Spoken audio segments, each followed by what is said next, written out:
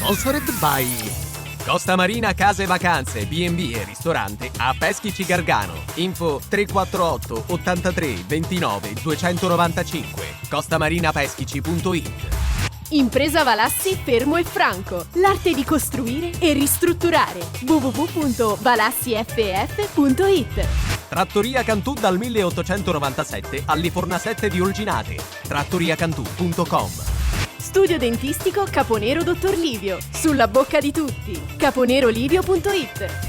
Treva Home, la tua casa vacanza sul lago di Como. 340 22 45 235 trevahome.it.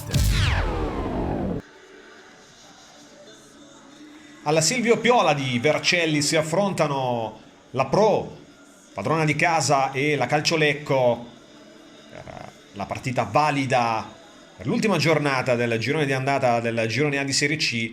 Un minuto di silenzio come in tutti i campi osservato in memoria di Sinisa Mihajlovic.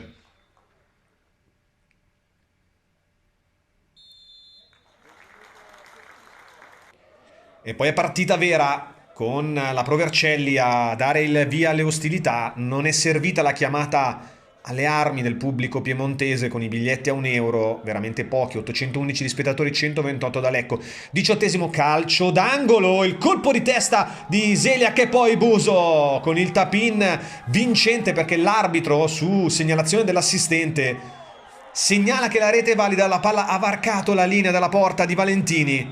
Allora il Lecco la sblocca dopo 18 minuti.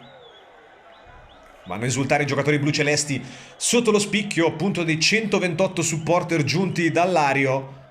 Rivediamo il calcio d'angolo di Giudici.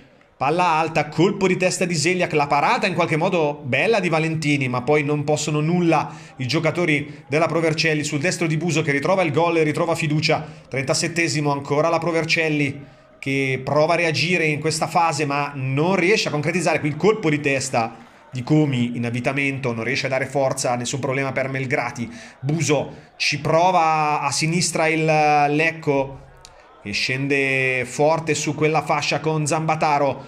Dentro il pallone, dall'altra parte Giudici si accentra, la palla sul sinistro a giro. Conclusione interessante, ma c'è Valentini che controlla e lascia sfilare a bordo campo. Calcio di punizione per la Pro Vercelli, sinistro di Anastasio, Melgrati ci mette la manona.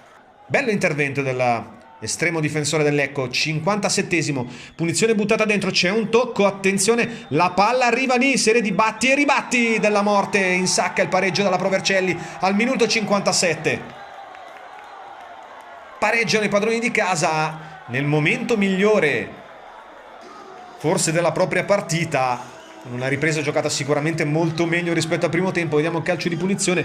C'è una palla che viene spizzata da un giocatore, da Cristini della Pro Vercelli. Poi Melgrati è sfortunato, ha 3 giocatori davanti. Un po' colpevole anche la difesa bluceleste che lascia fare ai piemontesi. Della morte in sacca, il gol del pareggio.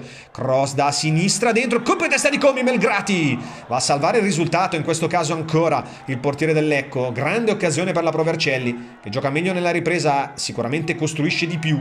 Della morte, poi il tiro di sinistro nettamente fuori. Rivediamoci anche forse un tocco di Enrici con la schiena dopo la conclusione aerea del giocatore della Pro Vercelli. I cambi non sortiscono effetti sperati. Qui Magni per il Lecco che cambia gioco. Sulla destra Lepore prova la conclusione dalla lunghissima distanza.